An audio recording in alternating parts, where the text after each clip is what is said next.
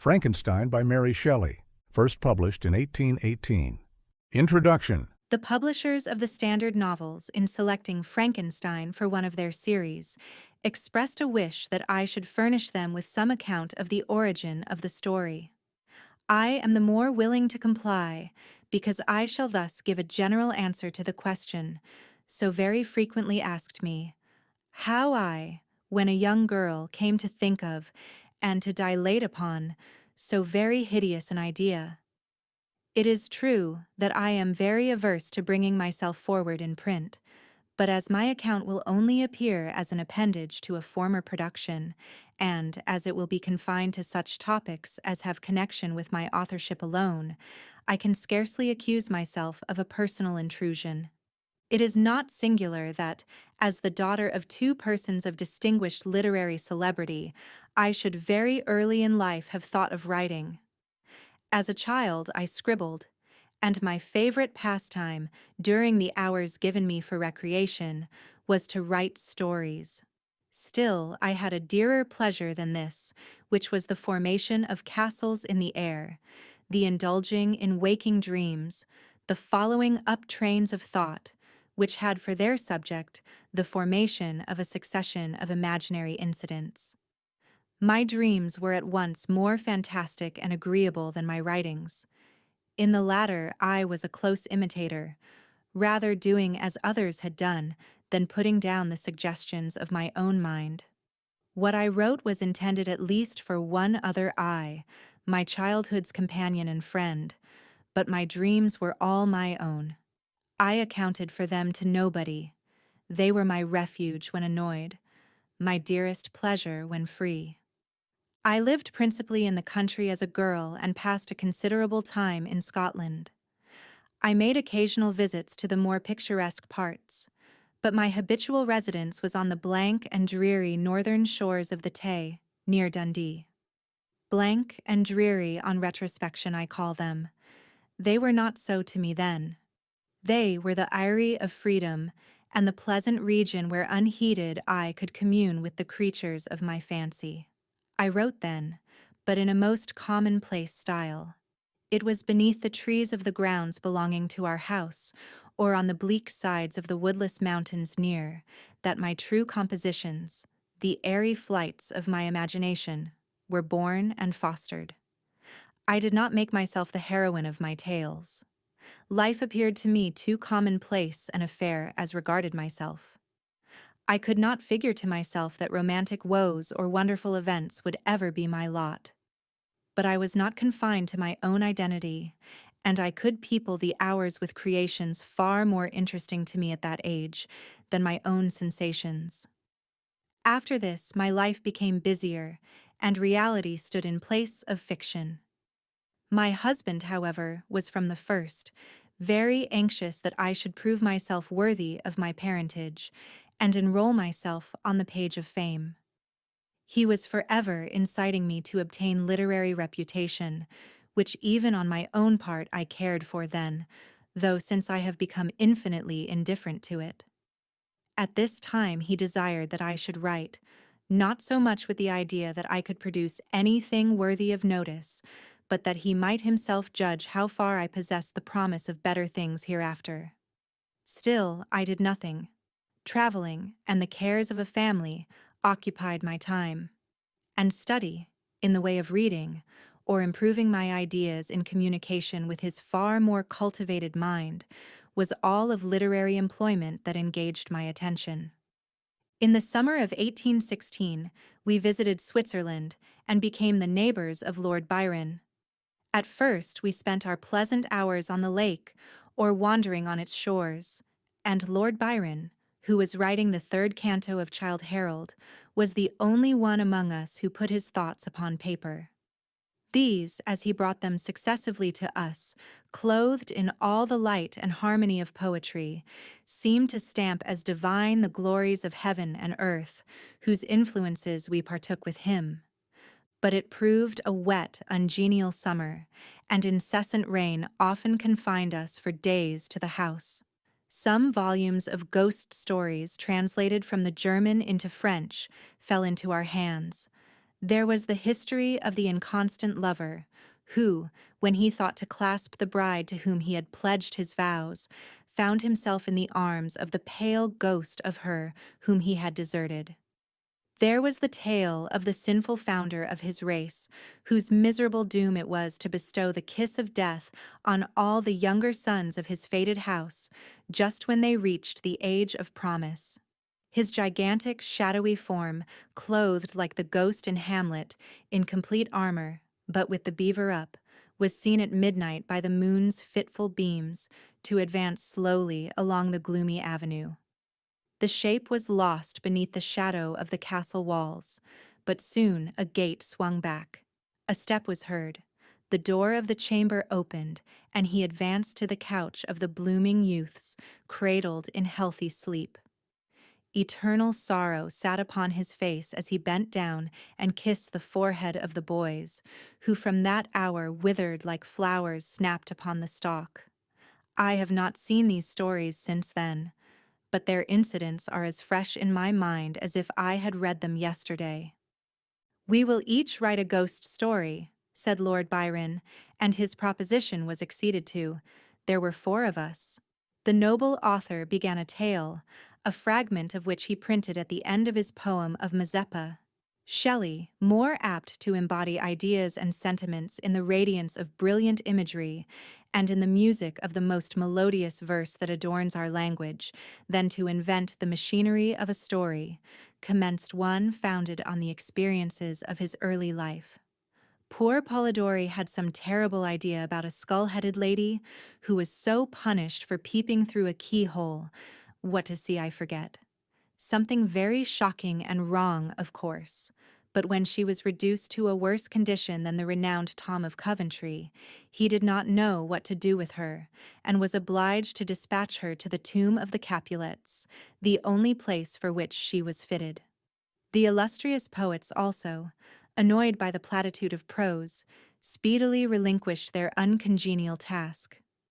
I busied myself to think of a story to rival those which had excited us to this task, one which would speak to the mysterious fears of our nature and awaken thrilling horror, one to make the reader dread to look round, to curdle the blood, and quicken the beatings of the heart.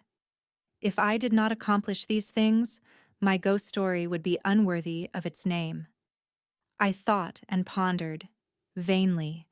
I felt that blank incapability of invention, which is the greatest misery of authorship, when dull nothing replies to our anxious invocations. Have you thought of a story? I was asked each morning, and each morning I was forced to reply with a mortifying negative. Everything must have a beginning, to speak in Sanchian phrase, and that beginning must be linked to something that went before. The Hindus give the world an elephant to support it, but they make the elephant stand upon a tortoise. Invention, it must be humbly admitted, does not consist in creating out of void, but out of chaos. The materials must, in the first place, be afforded. It can give form to dark, shapeless substances, but cannot bring into being the substance itself. In all matters of discovery and invention, even of those that appertain to the imagination, we are continually reminded of the story of Columbus and his egg. Invention consists in the capacity of seizing on the capabilities of a subject and in the power of molding and fashioning ideas suggested to it. Many and long were the conversations between Lord Byron and Shelley, to which I was a devout but nearly silent listener. During one of these, various philosophical doctrines were discussed, and among others, the nature of the principle of life, and whether there was any probability of its ever being discovered and communicated. They talked of the experiments of Dr. Darwin.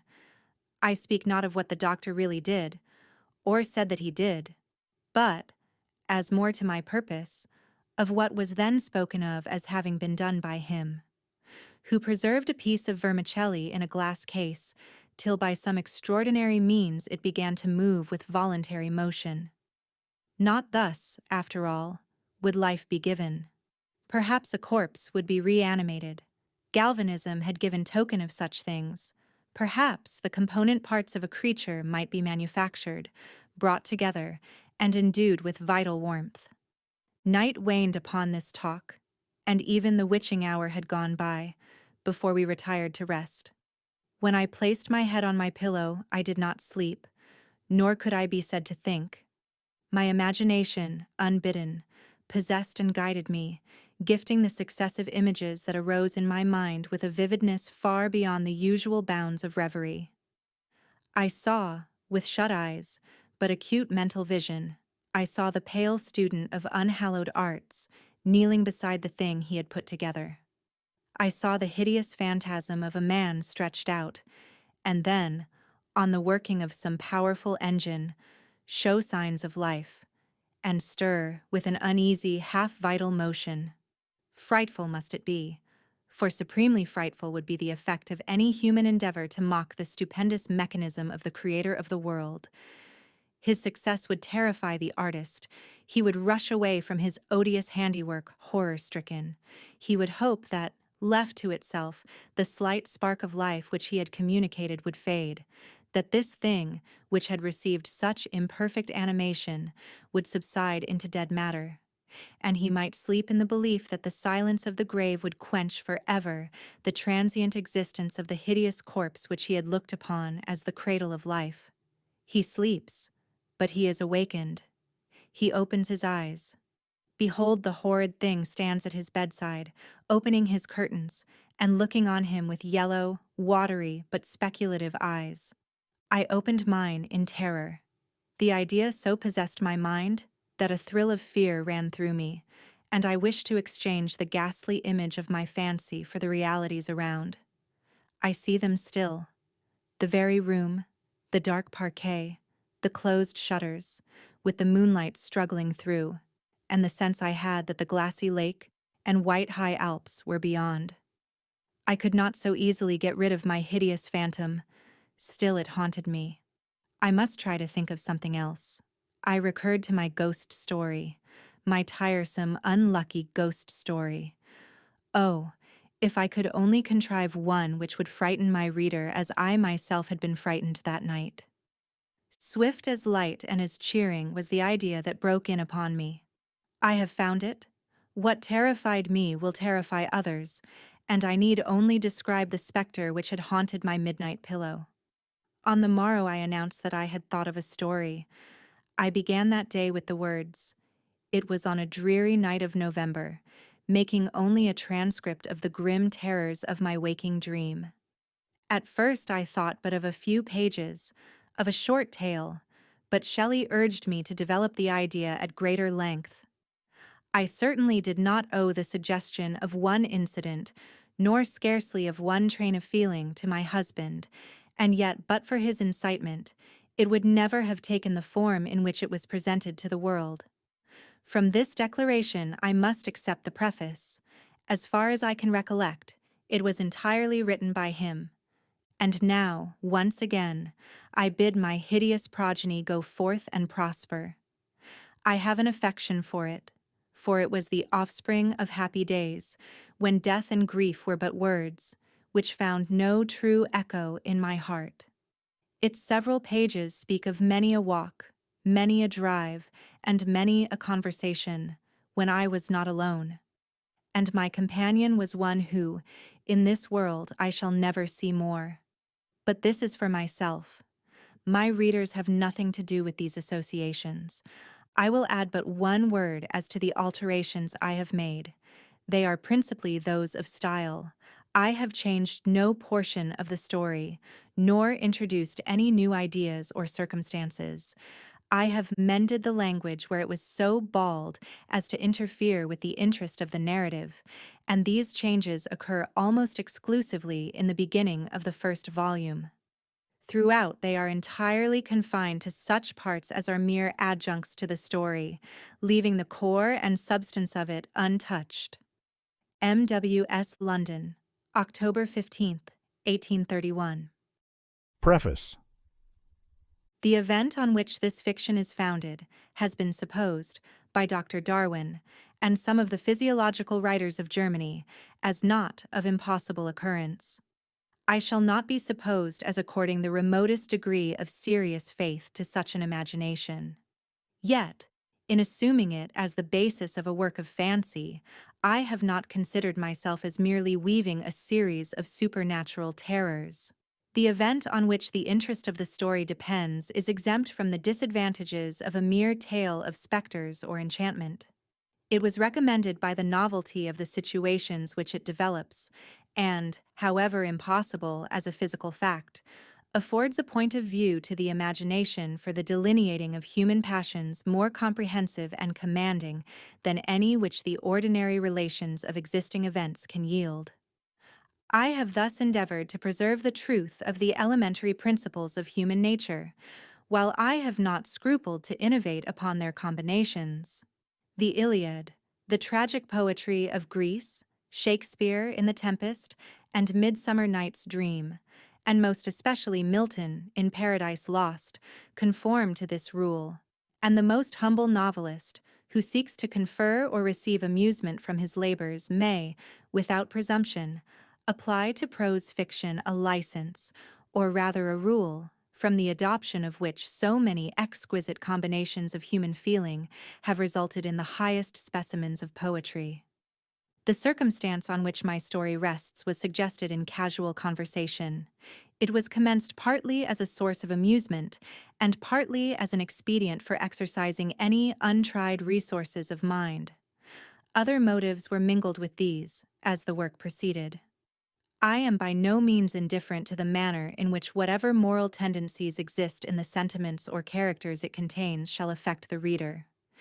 Yet my chief concern in this respect has been limited to the avoiding the enervating effects of the novels of the present day, and to the exhibition of the amiableness of domestic affection and the excellence of universal virtue.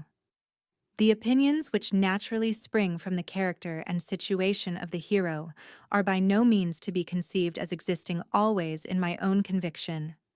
Nor is any inference justly to be drawn from the following pages as prejudicing any philosophical doctrine of whatever kind.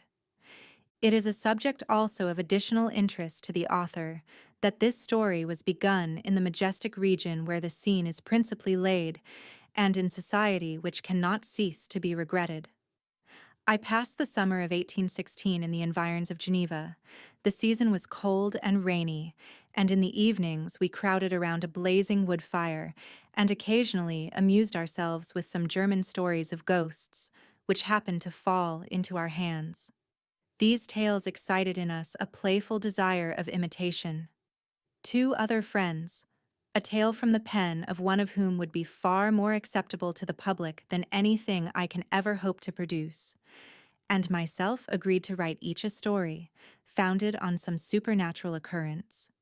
The weather, however, suddenly became serene, and my two friends left me on a journey among the Alps, and lost, in the magnificent scenes which they present, all memory of their ghostly visions. The following tale is the only one which has been completed. Marlow, September 1817.